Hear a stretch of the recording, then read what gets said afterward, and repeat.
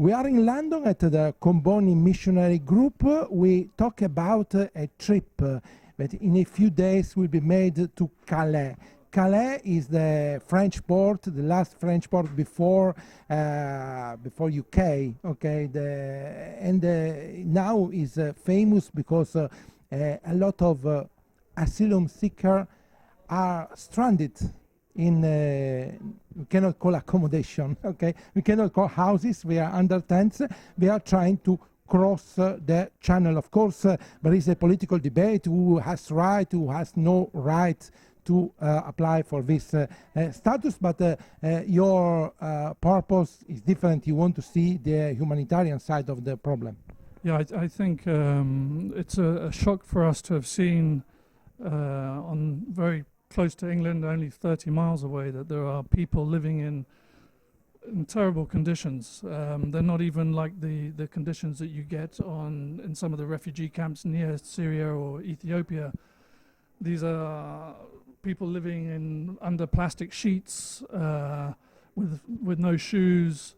Now cold season is looming. Yeah, the first time we went was in December of last year, just after Christmas, and it was apocalyptic. There was huge storm, rain, terrible, terrible conditions, and this is only 30 miles away from England. And so a group of us in a prayer group that we have here, the Comboni missionary prayer group, decided that we've been fighting human trafficking, and we knew that there were quite a few Eritreans who were actually in in Calais. So we decided to take provisions to Calais and distribute them. Many people are coming from Eritrea. Yes, the main group there is actually Sudanese. Then there are Eritreans, Afghans, Ethiopians. There's a mixture of refugees, economic migrants. It's difficult to know which is which. Tell the difference. Tell the difference. I don't understand particularly well the difference either. But the thing is there's a huge humanitarian disaster 30 miles away from England. Let's talk about the reasons why people are running from Eritrea. Well, Eritrea itself It's a very small country. Yeah, I think Eritrea has problems in that it's very much a dictatorship. People are forced into military service. They're told they're only going into military service for 18 months, but people are kept in military service for 8 years, 9 years, their whole lives, and so they're unable to get married, they're unable to have families, and so the young people are leaving Eritrea in big numbers. Now, which alternatives are possible to this situation, apart from the humanitarian aid? I think this is the big question. You also give a social message with this trip. Well, what we are doing is very small, and the problem is a huge problem, a global problem, not just a European problem. And I mean, what we are doing is very, very small. Is just trying to provide. I don't know.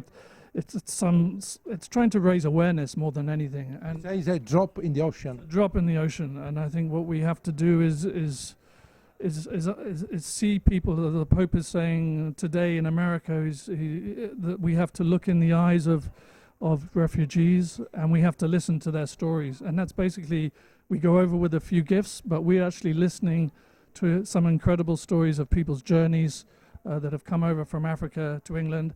And these are people the age of my son and daughter, 20, younger, 17, 18. Because when people have crossed the desert, often they have been kidnapped or raped or even threatened to be dismembered by organ traffickers.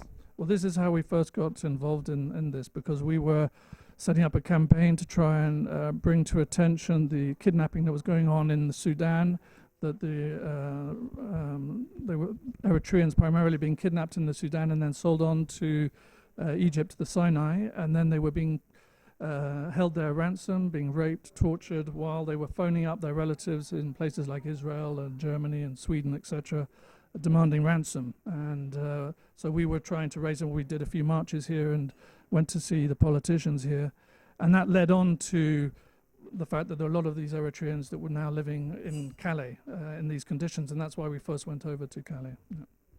The last question: which message to the British government? I think the Pope's message is the best.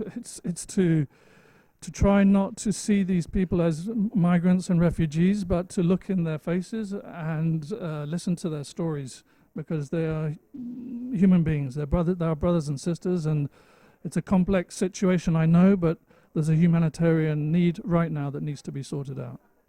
Thank you very much. Okay, cheers, thank you.